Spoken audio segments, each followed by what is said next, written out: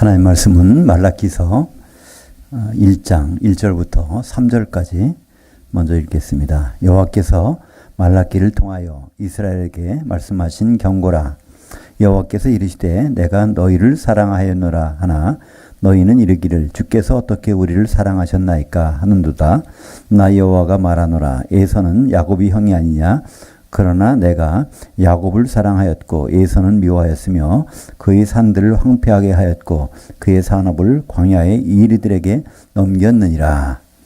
원전으로 다시 보는 말라기서 오늘은 1장입니다.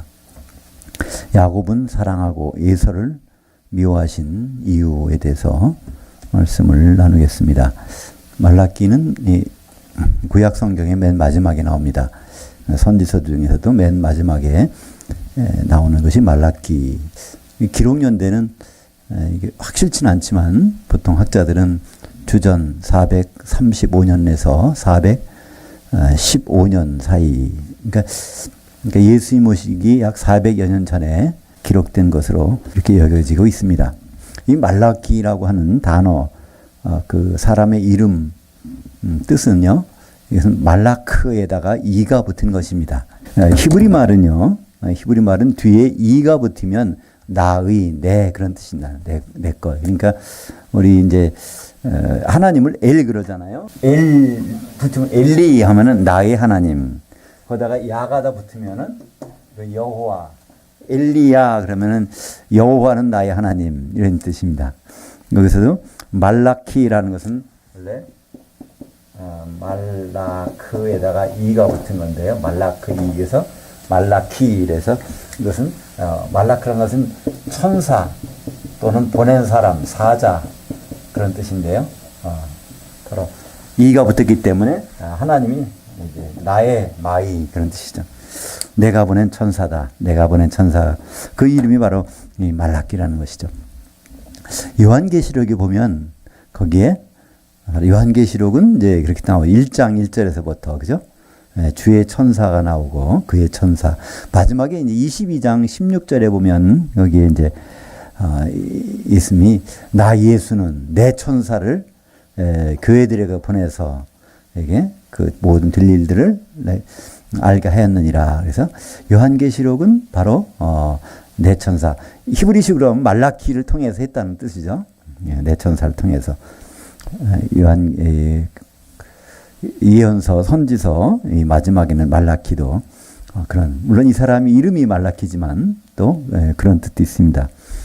말라키를 통해서 이스라엘에게 말씀하신 경고라. 이스라엘은 바로 야곱이 이름이 변해진 것이 이스라엘입니다.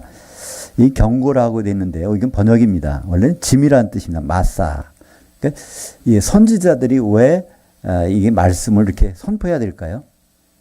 그 이유는 하나님이 짐을 지어줬다는 거예요. 그래서 이걸 그냥 내려놓지 않으면 너무나 힘들어요. 그래서 선지자들은 항상 죽음을 무릅쓰고 하나님 말씀을 선포합니다. 그래서 그것을 짐이란 단어인데 우리말 성경에서는 이제 경고라고 이제 번역을 했습니다. 하나님이 말라키에게 이렇게 지워져서 그것을 내려놓게 하신 말씀 내용이 말라키서 1장부터 4장까지 나옵니다. 요한계시록 가보면 바로 이 내 천사를 보내서 주의 종들에게 이것을 전한다 이 말씀이 있는데요. 그것처럼 이 예수님의 천사가 그것을 전하듯이 말라기는 바로 하나님의 천사로서 이것을 우리에게 전하고 있습니다. 이게 말라기서를 보면 이스라엘을 책망하신 내용이 나옵니다. 특별히 제사장들 책망하신 내용이 많이 나오는데요. 그것을 그러니까 이 제사장들이 누굴까요? 제사장들은 레위 지파입니다. 레위 지파는 바로 누구의 자손이죠? 야곱, 이스라엘 자손입니다. 그들에게 그런 중요한 일, 은혜로운 일을 맡겨주셨는데 바로 그들은 그렇게 안 했다는 것이죠. 여기 이제 특별히 여기에 야곱은 사랑하였고 에서를 미워했다. 이 말이 여기 나옵니다. 하나님은 왜 야곱은 사랑하고 에서를 미워했을까요? 이것을 한번 살펴보면 하나님의 의도를 우리가 알 수 있습니다. 과연 하나님은 왜 많은 사람들이 이렇게 생각해요. 나기 전부터 괜히 에서는 미워하고 야곱은 사랑한다. 이건 불공평하지 않은가? 이런 생각을 해보지 않습니까? 이것은 나기 전부터 했다는 얘기가 아닙니다. 창세기에 보면 나기 전에 어머니 뱃속에 있을 때부터 이러한 하나님의 섭리가 전달이 됩니다. 그 하나님의 그 의도를 존중하느냐 그렇지 않느냐 하는 일이 벌어지게 되죠. 창세기 25장 23절을 같이 한번 읽어보겠습니다. 여호와께서 그에게 이르시되 두 국민이 내 태중에 있구나. 두 민족이 내 복중에서 나누이리라. 이 족속이 저 족속보다 강하겠고 큰 자가 어린 자를 섬기리라 하셨더라. 이게 누구에게 하신 말이죠? 말씀. 여호와께서 리브가에게 하신 말씀이죠. 리브가는 이삭의 아내입니다. 이삭은 40세가 돼서 결혼하죠. 리브가하고. 근데 20년이 지나도록 이게 애가 안 생기는 거예요. 불임증 환자라는 얘기죠. 근데 이삭은 다른 여자를 아내로 택해서 이 메시아 혈통을 이어갈 수도 있습니다. 그거는 뭐 전혀 문제가 되는 것이 아니에요. 근데 이삭은 그렇게 안 합니다. 바로 이 불임증 환자인 리브가를 위해서 하나님께 기도합니다. 기도하니까 결국은 이제 임신하게 됐죠. 그때 리브가 임신한 상태에 너무나 배가 아파가지고 속에서 이 태아가 싸우고 있으니까 그때 이제 하나님께서 거기에 주신 말씀이 바로 창세기 25장 23절에 오늘 읽은 말씀입니다. 바로 큰 자가 어린 자를 섬기리라고 하는 하나님의 섭리가 리브가 뱃속에서 자라고 있다는 겁니다. 이것을 이제 계속 보면 결국 어디로 가죠? 바로 예수님에 대한 예언으로 가는 것이죠. 예수님은 큰 자였는데, 그죠?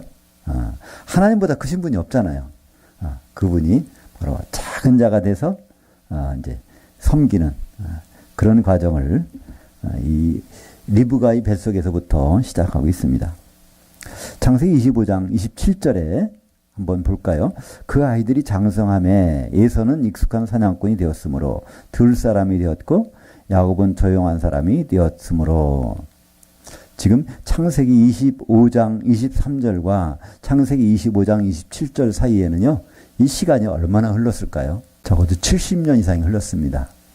지금 이제 아브라함이 하나님 말씀을 따라서 그 나올 때, 그래서 가나안 땅에 올 때가 몇 살이었죠?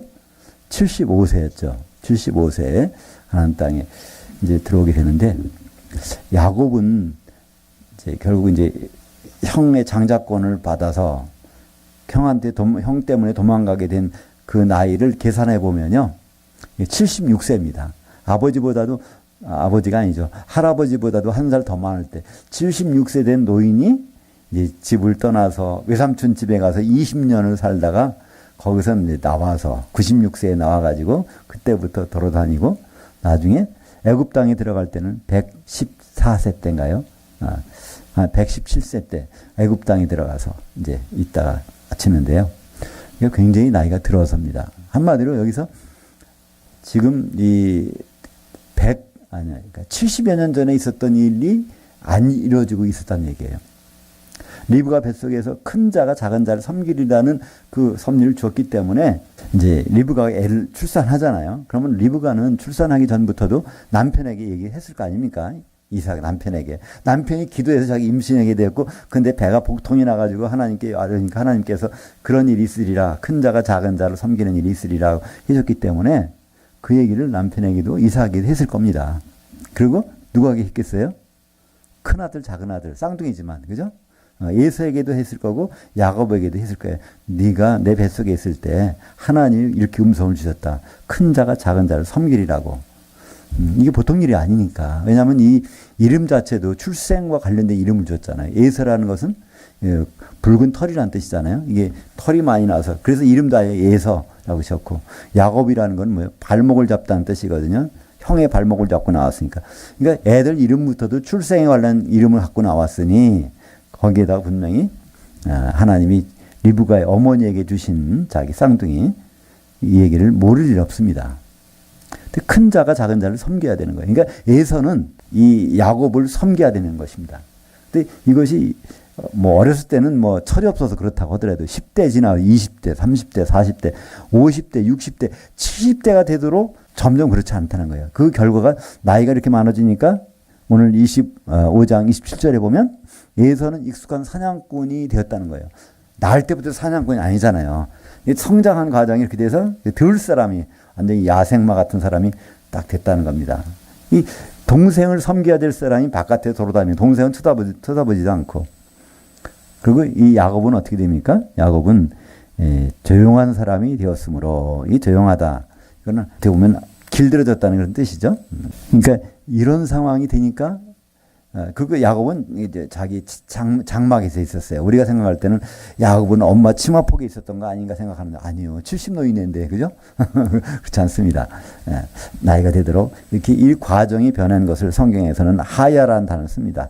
이렇게 되었다는 겁니다. 날 때는 큰 자와 작은 자는 낳지만 시간이 지나니까 큰 자는 하나님 말씀에 대해 전혀 관심이 없어요. 그래서 그냥 들에 나가서 사냥해가지고 아버지하고 이제 그거 사냥한 고기를 나눠 먹고 해드리고 하는 것이 나오는데 에서는 자기 어머니와 친합니다. 왜냐하면 어머니 주신 그 말씀을 생각이 났던 거겠죠.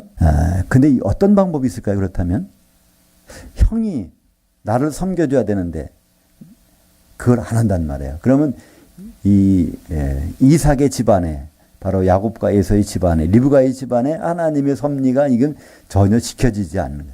마이동풍이란 말이죠. 근데 리브가와 야곱은 여기서 어떤 전환기를 맞습니다.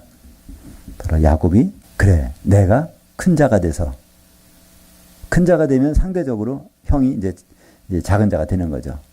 바로 그 작은 자를 섬기는 일, 그 일을 하겠다는 그 결심이 성경에서 보이게 됩니다. 창세기 25장 31절에 보면 31절, 33절, 34절 이게 다 장자권 얘기입니다. 장자권. 31절에 보니까 야곱이 이르되 형이 장자권을 오늘 내게 팔라. 32절에 예수가 이르되 내가 죽게 되었으니 이 장자권이 내게 무엇이 유익하리요. 33절 야곱이 이르되 오늘 내게 맹세하라. 예수가 맹세하고 장자권을 야곱에게 판지라. 34절에 야곱이 떡과 팥죽을 에서에게서 주매 에서가 먹으며 마시고 일어나 갔으니 에서가 장자권을 가볍게 여김이었더라. 지금 하나님이 맡겨준 너 큰 자지? 그럼 작은 자를 섬겨야 돼. 그 장자권을 갖고 있는 사람이 에서는 그 말씀을 가볍게 무시했다는 거죠. 근데 거기에 비해서 에서는 야곱은 형의 장자권을 살려고 합니다. 그래야 큰 자가 되니까 명목적으로. 결국은 이제 이 일 때문에 야곱은 집을 떠나야 됩니다. 이걸 도와준 사람이 누구죠? 축복받을 때, 그죠? 어머니가 도와주죠?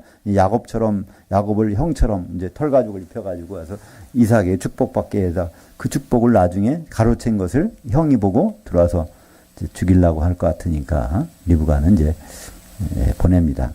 그러니까 리브가는요, 이때 야곱과 헤어져서 죽을 때까지 못 만납니다. 그래서 죽었어요, 리브가는요. 이 피비린내 나는 싸움이 있다는 것을 알고서도 여기서는 리브가는 걸 했습니다. 왜 했을까요? 하나님의 섭리가 이 가정에 이루어지기를 바랐던 것이죠. 그래서 결국은 야곱은 이제 큰 자가 되는 일만 남았어요. 20년이 지나도록 이제 가서 거기서 외삼촌 라반의 집에 가서 20년을 일하고 돌아옵니다.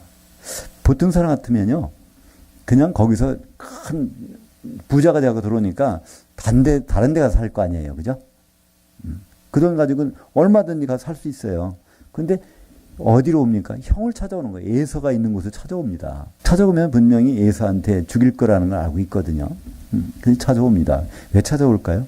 형을 섬기려고 합니다. 근데 하나님은 간섭하십니다. 진짜 섬길 수 있는 위치를 만들어 주세요. 어떻게 해요? 이스라엘을 만들어 주십니다. 이스라엘이라는 건 아주 큰 자라는 뜻이에요. 그죠? 바로 원래는 이스라엘인데요. 이거는 이제 사라에서 온 말이에요. 사라라는 것은요, 겨룬다, 싸운다, 겨룬다는 뜻입니다. 그래서 이 사람은 겨뤄서 이기게 해주셨다. 누구를? 하나님. 그러니까 결국은 야복강 앞에서 씨름하잖아요. 거기서.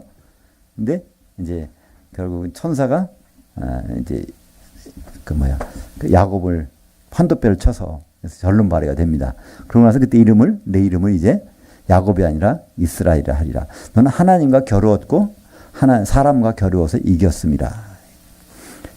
그러니까 하나님과 비슷하고 사람과는 더 없다.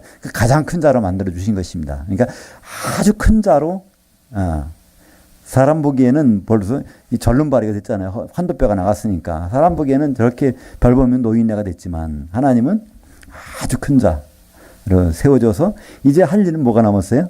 형을 만나면 이제 형은 이미 작은 자가 돼버렸으니까 장자권 팔려먹었으니까 작은 자를 이제 섬기는 일만 남았습니다. 어떻게 섬길까요? 주님으로 주여 섬기는 일. 그 일이 벌어집니다. 어디 벌어지죠?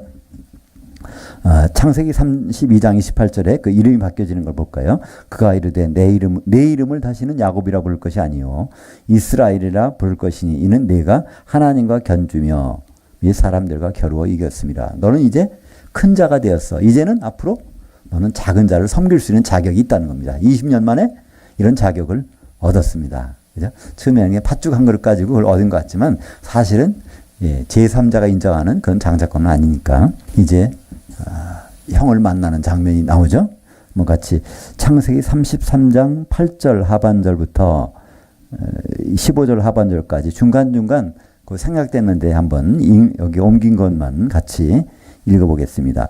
야곱이 이르되 내 주께 은혜를 입으려 함이니이다. 야곱이 그에게 이르되 내 주도 아시거니와 자식들은 연약하고 내게 있는 양떼와 소가 새끼를 데리고 있은즉 하루만 지나치게 몰면 모든 떼가 죽으리니 청하건대 내 주는 종보다 앞서가소서. 나는 앞에 가는 가축과 자식들의 걸음대로 천천히 인도하여 세일로 가서 내 주께 나아가리이다.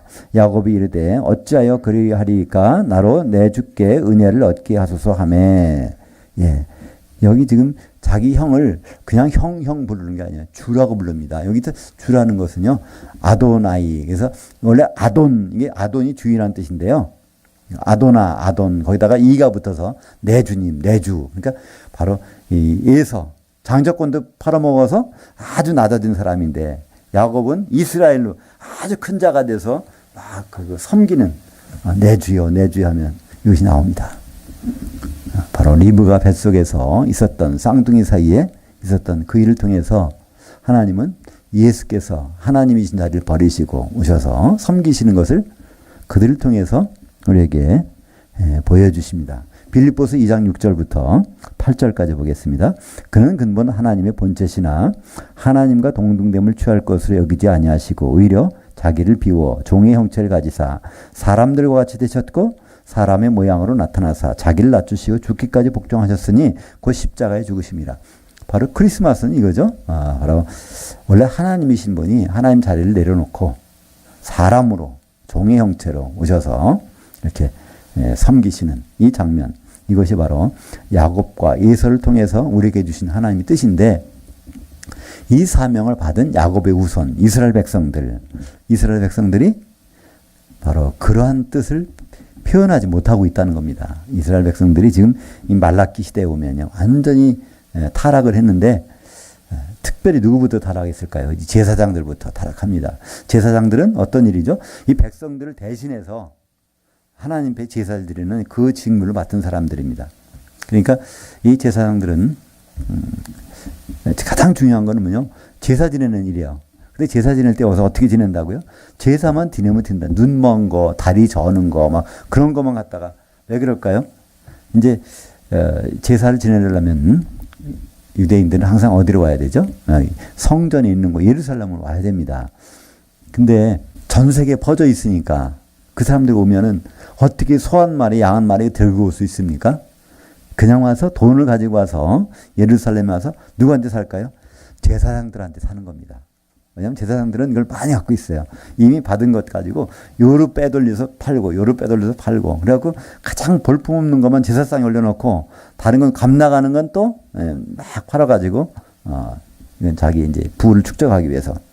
그러니까 제사장들은 이제 여기 이제 6절 이하에 보면은 거기에 뭐 떡도 더러운 떡 갖다 놓고 짐승도 다리 저는 거 뭐 그런 것들 갖다 놓고 그러고서 우리는 이 제사의 업무를 잘했다 이렇게 얘기를 하는 겁니다. 그러니까 이스라엘 그들이 해야 될 그 본분은 잊어버리고 전혀 다른 일을 한 사건들을 볼 수 있습니다.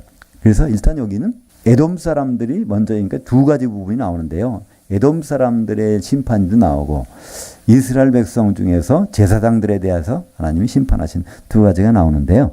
그 4절부터 5절까지는 바로 에서의 자손들이 어떻게 하는가 이것을 여기서 보여주고 있습니다. 4절부터 5절까지 같이 읽겠습니다. 에돔은 말하기를 우리가 무너뜨림을 당하였으나 황폐된 곳을 다시 쌓으리라 하거니와 나 만군의 여호와는 이르노라 그들은 쌓을지라도 나는 헐리라 사람들이 그들을 일컬어 악한 지역이라 할 것이요 여호와의 영원한 진노를 받은 백성이라 할 것이며 너희는 눈으로 보고 이르기를 여호와께서 이스라엘 지역 밖에서도 크시다 하리라. 그러니까 지금 야곱과 에서의 사건에서 에서가 그런 일을 하고 그냥 끝나는 것이 아니에요. 그죠? 장작간 팔아먹은 그런 상황이 그냥 별것이 아니란 말이죠. 그래서 에서의 자손들은 문제가 생깁니다. 근데 그 에서의 자손들은 그렇지 않다는 거예요. 뭐 그 별 볼 일 있겠어? 이런 얘기가 바로 4절이 아닙니까? 에돔은 말하기를 에서의 후손은 에돔이라고 그러죠. 에돔. 우리가 무너뜨림을 당하였으나 그러니까 야곱은 이스라엘 백성들만 하나님이 감싸시고 우리는 이렇게 된 것 같지만 우리가 할 수 있다는 거예요. 하나님 도움 없이 황폐된 곳을 다시 쌓으리라 하거니와 나 만군의 여호와는 이르노라 그들이 쌓을지라도 나는 헐리라. 그러니까 예수를 믿는 것도 중요한 일이에요. 그죠? 잘 믿어야 되지만 예수 안 믿어도 괜찮다. 이건 아니라는 거예요. 지금도 그렇잖아요. 예수 믿는 사람 저들이 치고받고 싸우는 저런 거면 아예 안 믿는 게 나아. 그래서 세상에 있는 사람도 있습니다. 근데 세상이 있다고 세상적인 방법으로 살 수 있다고 이건 아니란 겁니다. 하나님의 진노를 하나님의 사랑에서 벗어난 사람들 그 사람들은 하나님께서 영원한 형벌로 그를 다스릴 것입니다. 이것을 이제 이사야서에서는요. 에돔의 심판이라는 것이 특별히 나옵니다. 에돔을 심판하면 어떻게 심판하는지 그러니까 하나님의 심판이 임하면 뭐가 나온다고 그랬죠? 이 성경에서는 혼돈하고 공허한 것이 나옵니다. 창세기 1장 2절이죠. 땅이 혼돈하고 공허하다. 땅이 혼돈하고 공허하다는 혼돈하다는 거는요. 이거는 이제 다 파괴됐다는 뜻입니다. 이건 한마디로 파괴. 이거는 그냥 쓸어버린 거예요, 그죠? 쓸어버린. 파괴돼가지고 쓸어버린. 이건 뭐랄까. 쓰나미가 지나간 것 같은. 쓰나미가 한번 확 지나가면 탁 부서지고 그것이 확 지나가는 거예요. 그런 상황. 그것을 혼돈하고 공허하다고 이렇게 얘기합니다. 창세기 1장 2절에 보면 이 상태가 나오죠. 그것이 거기다가 물이 덮여가지고 이제 캄캄해지니까 이게 얼어버린 거. 그래서 첫째 날 뭘 하십니까? 빛이 있으라. 그러니까 얼음을 녹여가지고 그다음에 물이 나눠져서 이제 윗물과 아랫물 나눠지고 그다음에 이제 둘째 날 그러니까 이제 궁창이 생기고 셋째 날 드디어 마른 땅이 드러나게 되죠. 그 바로 이런 상황에서 심판이 있던 상황에서 이것이 벌어지는 것을 볼 수 있습니다. 무슨 심판이었을까요? 그때는 사람도 없고 하나님을 섬기고 하는 그런 일을 맡았는데 이사야서 14장과 예스겔서 28장에 보면 자기 지위를 잊어버리고 높이 올라오다 떨어져 있는 사건들이 나오는데 천지창조 이후에 사탄의 타락, 천사들이 타락이 바로 이런 모습 나오는데 이제 이사야서에 보면 34장 11절에 바로 이 혼돈하고 공허한 것이 토후보후라고 그러죠. 그래서 이것이 나오면 아주 짐승밖에는 할 수 없다는 거예요. 사람들은 거기서 살 수가 없다는 이 내용이 바로 이제 이사야 34장 9절부터 11절까지입니다. 에돔이 시내들은 변화의 역청이 되고 그 티끌은 유황이 되고 그 땅은 불붙는 역청이 되며 낮에나 밤이나 꺼지지 않고 그 연기가 끊임없이 떠오를 것이며 세세 황무하여 그리로 지날 자가 영영이 없겠고 당아새와 고슴도치가 그 땅을 차지하며 부엉이와 까마귀가 거기서 살 것이라. 이 얘기는 무엇일까요? 사람은 못 산다는 거예요. 야생동물이나 사는 정도로 된다는 것이죠. 여호와께서 그 위에 혼란의 줄과 공허의 줄을 드릴 것인즉. 그래서 완전히 왜 에돔이 심판을 당할까요? 바로 장자권을 하나님의 섭리를 무시한 사람들이 결국을 에돔으로 보여주신 것입니다. 그러니까 하나님의 그것을 그대로 이어받은 사람들은 이제 이스라엘이고요, 야곱이고 그것을 무시한 사람은 이제 에돔이 이렇게 되겠다는 것은 나옵니다. 근데 야곱의 후손이면서 또 이게 하나님의 이름을 더럽힌 사람이 나옵니다. 그것이 이제 6절부터 11절까지인데요. 이 내용들은 6절만 보면 내 이름을 멸시하는 제사장들아. 그래서 제사장들, 하나님 제사장이라는 원래의 뜻은요, 그 다리라는 뜻이면 다리라는 게 연결하는 거죠.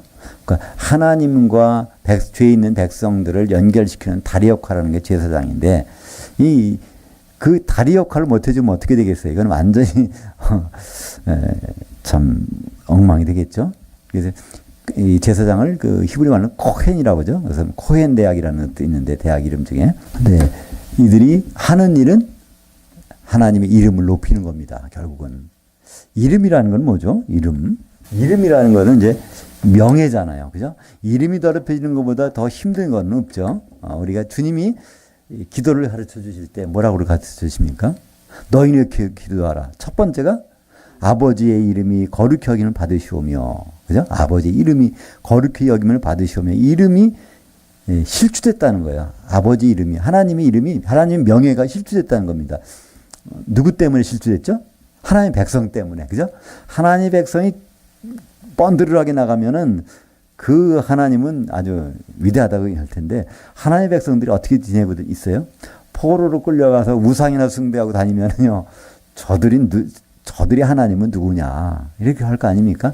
그 정도로 이렇게 된 것들, 그것을 이제 하나님 이름이, 그러니까 제사장들이 제사를 드리는데 대충 그냥 뭐 썩은 떡 갖다 놓고 더러운 거 갖다 놓고 이제 뭐 장애가 있는 그런 짐승들 갖다 놓고서 막 드리면은 사람들이 볼 때 뭐 하겠어요?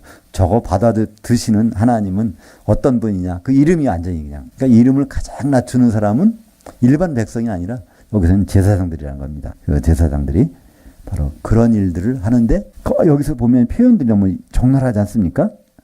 7절 너희가 더러운 떡을 나의 제단에 드리고도 말하기를 우리가 어떻게 주를 더럽게 했나니까. 그러니까 더러운 떡 갖다가 제사 드리면서 뭐 우리가 그 정도 가지고 여호와 식탁은 경물이 여길 것이라 이렇게 말하면서 그렇게 제사를 드린다는 거예요. 그 눈먼 것, 저는 것, 병든 것, 참 이것만 골라가지고 하기도 힘들 것 같아요. 그죠? 왜 이렇게 골라서 할까요?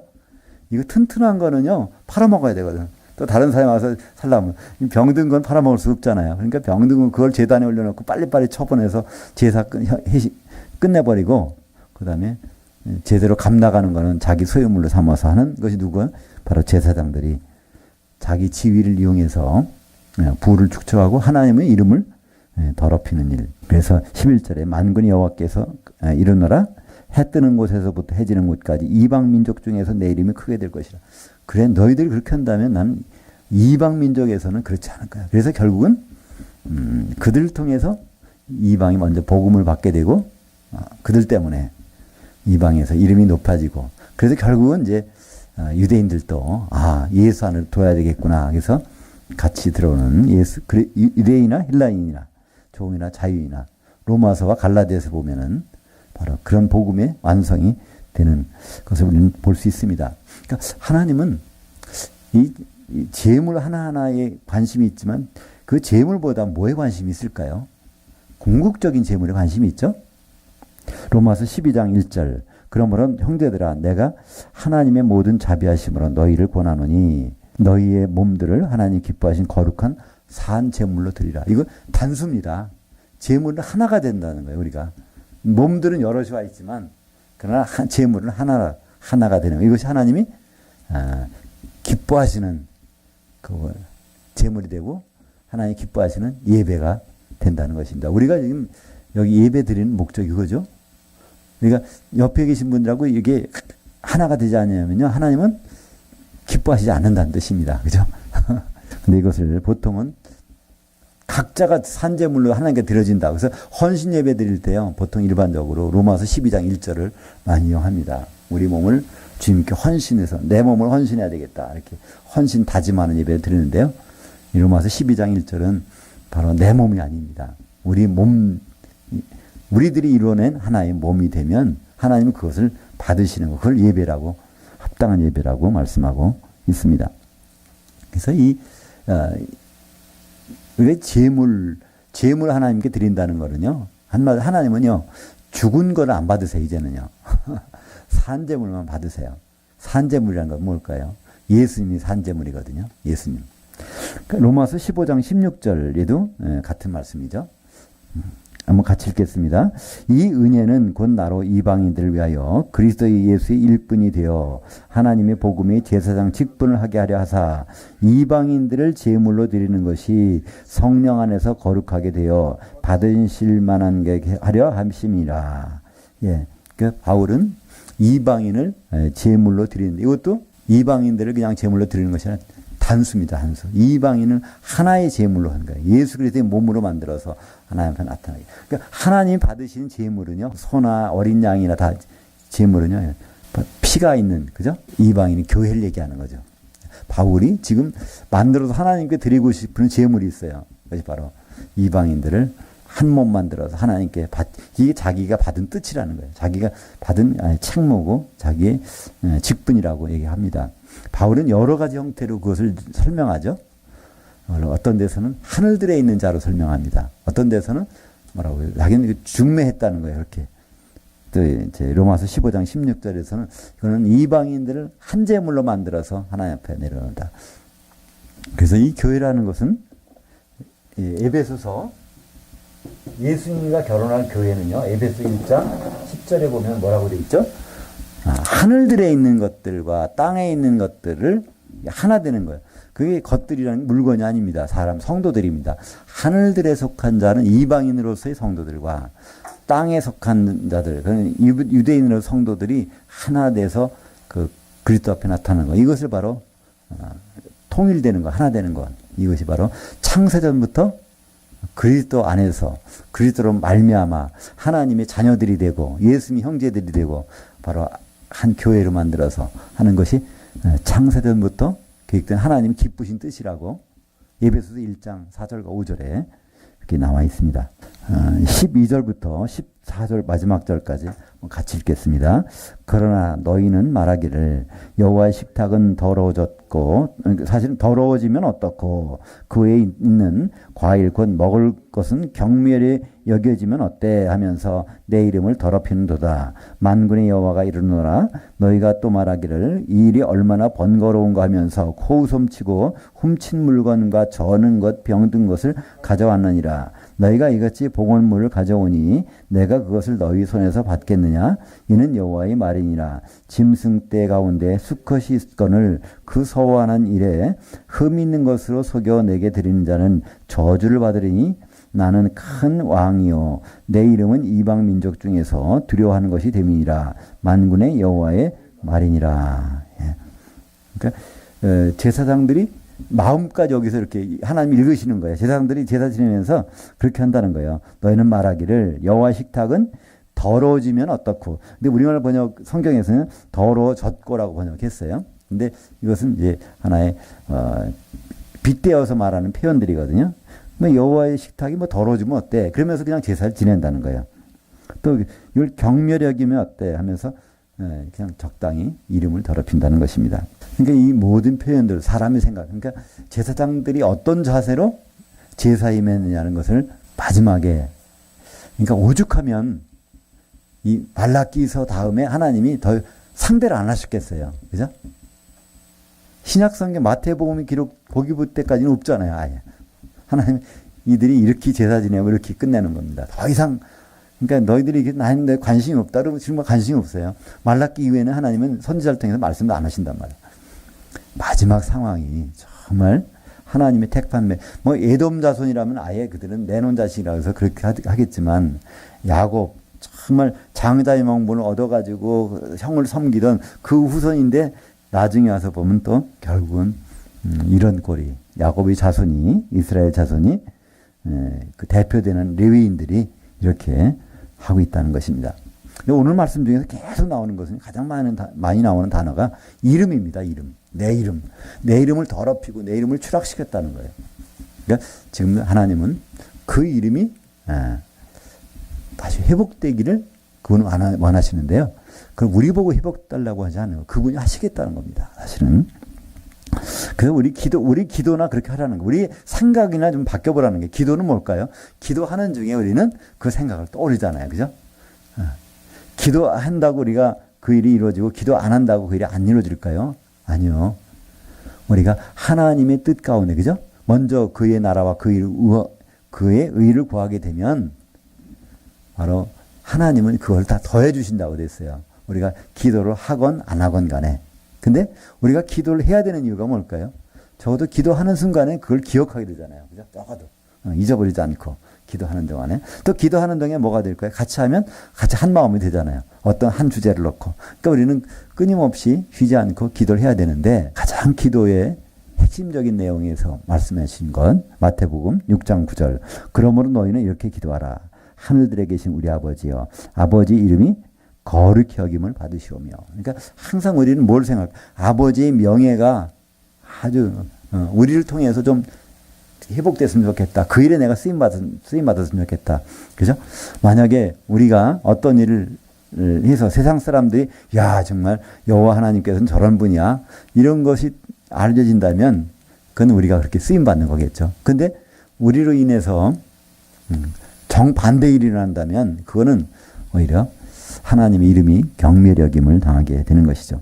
에스겔서 36장 23절 볼까요? 여러 나라 가운데서 더럽혀진 이름 곧 너희가 그들 가운데서 더럽힌 나의 큰 이름을 내가 거룩하게 할지라. 이게 에스겔서는요.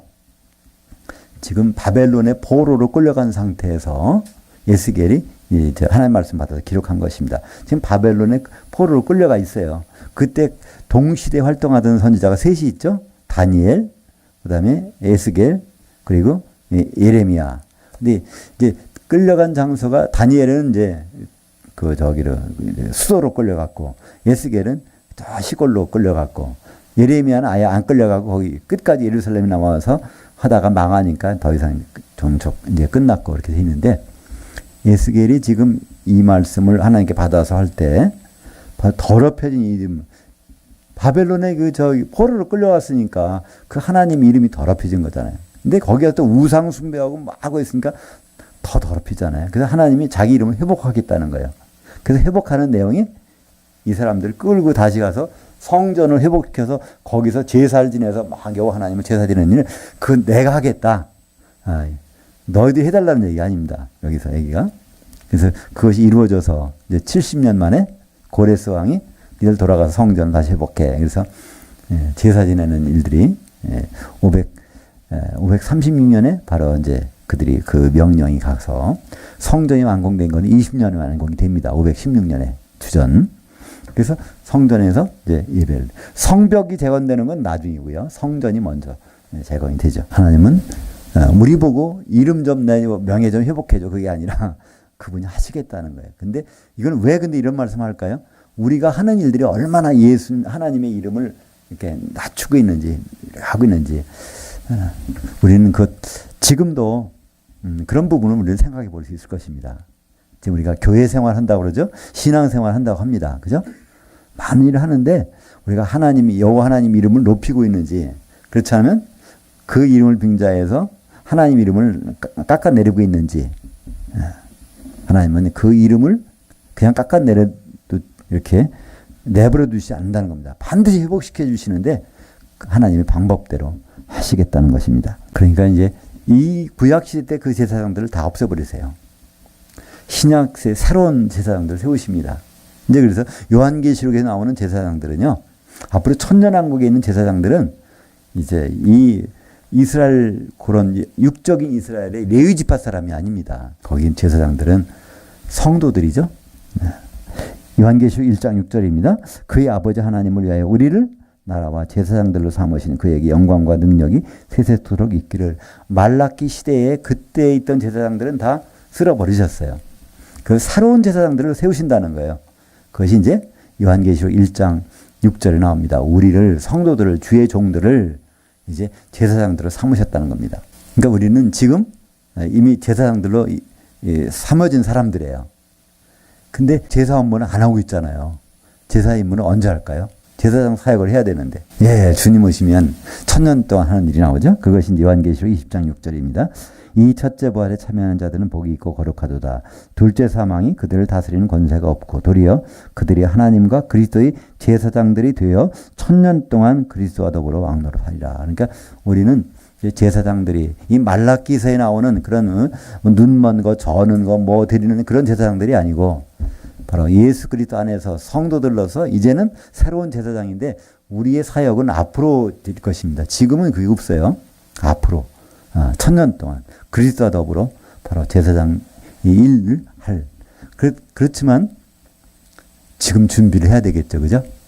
전쟁이 나면은 군인이 그때 기술 익혀갖고 그때 훈련받아서 하는 것이 아니라 평소에 훈련된 군인은 전쟁이 일어나면 제대로 싸울 겁니다. 그죠? 그러니까 1000년 동안 우리가 제사장의 직분을 잘 감당하려면 우리는 지금 준비해야 되겠죠. 살아있을 때, 죽어서는 준비할 시간이 없으니까 살아있을 때 그 일을 제대로 할 수 있는 것이 성도의 직분이죠. 그러니까 이 제사장은요, 구약의 성막에 보면요, 제사장들만 어디 들어가요? 성소에 들어갑니다. 이 성소에 들어가면, 그러니까 이 성막이 있으면요, 여기 이제 성소가 있겠죠. 여기 성소에 들어가면 여기에 떡상이 있고요. 여기 오른쪽에 뭐가 있어요? 등대가 있죠, 그죠? 여기는 이제 향단이 있는데 여기에 불이 켜져서 들게 돼 있어요, 그죠? 이 떡을 먹고 교제하는데 이 성령의 빛이죠, 그죠? 기름.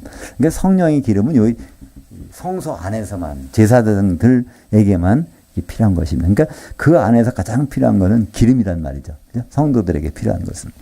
그래서 우리가 이제 제사장 일을 잘 하려면 성소에 들어가서 하려면 기름이 꺼지지 않아야 되거든요.